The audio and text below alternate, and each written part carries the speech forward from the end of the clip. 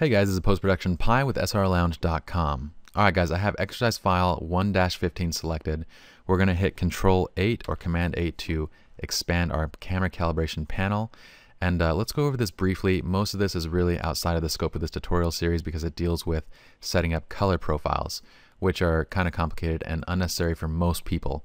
So if you guys are interested in that kind of stuff, I'd pick up advanced books on basically setting up color and printing profiles and stuff like that. But let's just spend a bit of time and go over this briefly. Really, the most kind of useful part of Camera Calibration Panel is actually this process version, where we can select the process version that we're using. Now, since we're using Lightroom 4, this is going to default to process version 2012, which is the Lightroom 4 process version.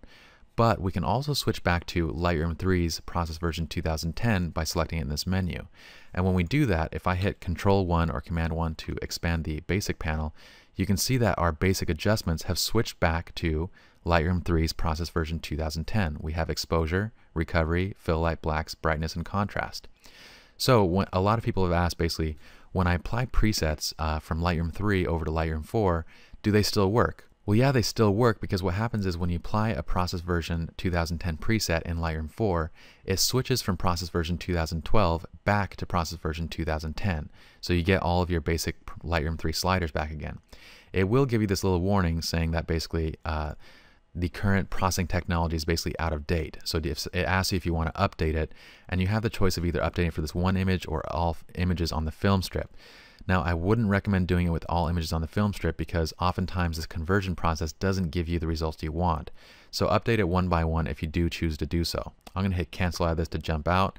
Let's go back down to our camera calibration panel by hitting Control 8 or Command 8 on a Mac, and let's set our process version back to 2012, which is the current version. And we can also see when we do that, a little bit of the color tones shift in the image as it goes from process version 2010 to 2012. Now next, we have the ability to set up different camera calibration profiles. This comes set to Adobe Standard, but we can also set these to Camera Faithful, Landscape, Neutral, which basically will show a different kind of color profile as we're editing in Lightroom. Now, I leave this on Adobe Standard because it's kind of the most universal profile when you're going to printing. If you guys want to get into color profiling more detail, then you can switch it up. But you can see when we switch from Adobe Standard to Camera Faithful that there's a slight shift in the color tones in the image. Same thing if we go to Camera Landscape, if we go to Camera Neutral, Camera Portrait. And so what happens is it's not actually adjusting the basic adjustments up here. What's happening is it's just adjusting the color profile that it's showing in Lightroom. So when you're adjusting this, you're going to make adjustments that are going to look different. And when you go to print, unless you really understand your color profiling, you might not get the best coloring out of those prints or out of those adjustments that you create in process version 2012.